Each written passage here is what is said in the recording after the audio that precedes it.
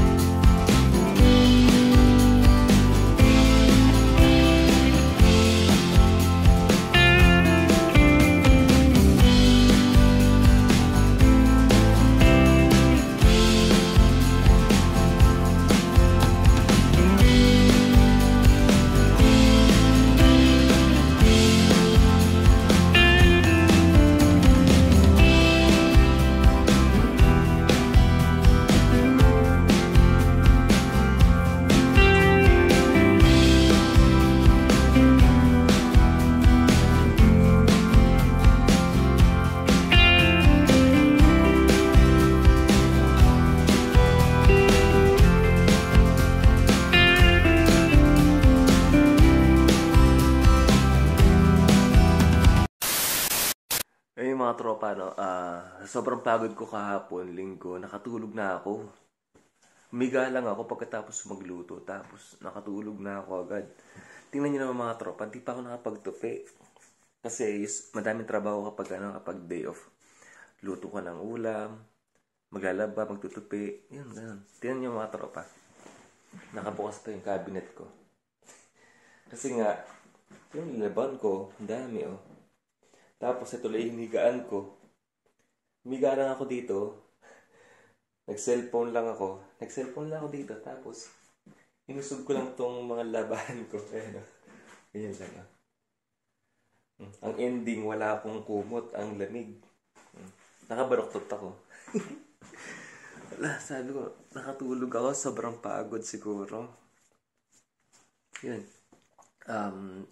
Ayun pala mga tropa, no, kapag linggo, day off ko po nun, o namin, nagluluto na po ako ng baon ko for the 1 week. O sana sa 5 days or sa 6 days kung may overtime po ako ng Sabado. Pero kapag naubos yung linuto ko na yon, nagluluto pa ako ng mabilisan, yung chicken nuggets, ganyan. Yun. Dinadagdagan ko na lang pag naubos yun. Pero usually naman, hindi naman naubos agad yun. Sa mga nagtatanong po mga tropa, hindi ba masisira yung niluto ko na yon? Hindi po kasi naka-ref naman. So, minsan, di naman siya nagyayelo, nag-aano lang siya. Parang malamig lang talaga siya. Di naman siya nasisira. Baka itanong niyo po sa akin kasi baka kasi masira yung niluto ko na yon sa 5 days. Hindi naman po, basta naka-ref. Hindi ko ginagawa to dati. Pero may nagsuggest sa akin na katrabaho din namin dito. Kahit sa Japan, hindi ko ginagawa. Hindi ko ginagawa. Kasi siguro dahil maliit din yung ref namin sa Japan dati. Tapos, dito kasi sa Canada, ang laki ng ref namin. Ang laki, ang luwag para sa 2 tao. Kaya may nagsuggest sa akin na katrabaho namin na magluto ka ng pang 1 week mo na para pagdating mo sa trabaho, kanin na lang ang lulutuin mo. Pero sabi niya, minsan, siya daw, pati kanin, niluluto niya na. Sabi ko, baka tumigas yung kanin pag linuto ko.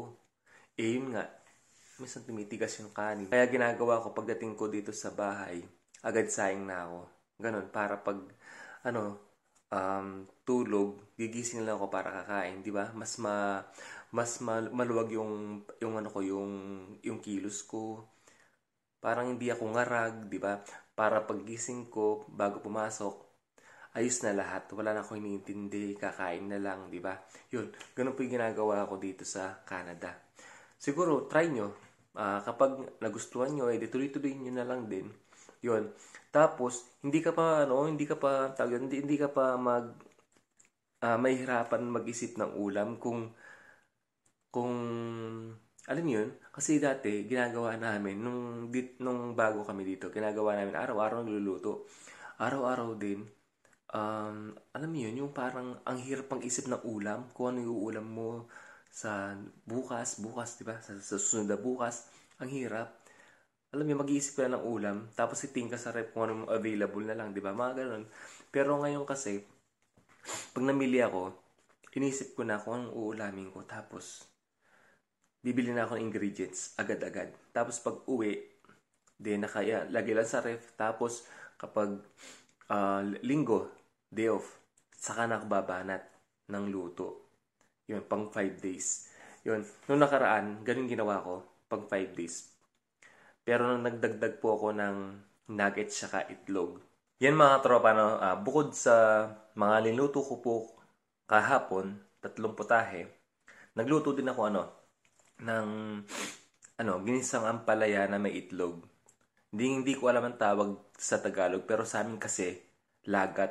Sa Kapampangan, hindi ko alam kung Kapampangan yung lagat, no. Yun po kasi ang tawag sa amin nun. Tingnan yung mga tropa, napakaluwag. Kakain ako mamayang gabi, tapos babaunin ko, tapos papasok na. Pagka uwi, kakain pa kung meron pa matitira doon. Ito mga tropa, tipid din naman ako. Biruin nyo yung 4 legs, di ba? 2 days mo lang uulamin. Tipid din ako mga tropa. Tipid na, alam mo yun, parang busog ka. Tipid na nakakain mo yung gusto mo. Tipid ka na naibibigay mo yung pangangailangan ng sigmura mo, ganun. Yun lang, tipid na busog. Kasi hindi naman pwedeng babayaran yung sarili. Kasi tayo po yung naghahanap buhay. Siyempre, yung katawan natin pagod, di ba? Yun po. Ito mga tropa, na magtutupi muna ako. Yan. Tapos gagawa ko ng kape. Kailangan ko nang gawin to mga tropa kasi sisimba po ako mamaya. May simba po kasi ngayon, Monday, ng umaga, ng 9 to 9:30. Kaya kailangan matapos ko po yung mga dinlaban ko na yan. At maitupi ko na sa cabinet. Nakabukas yan mula kahapon kasi akala ko magtutupi ako. Hindi pala. Ngayon mga tropa, na yun po ang ginagawa ko dito ngayon sa Canada. Ganyan po ang technique ko ngayon sa pagkain. Tapos, para makaluwag-luwag po ako at hindi po ako lagi magluluto at hindi po ako lagi mapapagod nang galing sa trabaho tapos magluluto pa ulit, hindi na po. Kasi meron na po akong nakaluto na pagkain for the 1 week or for the 6 days.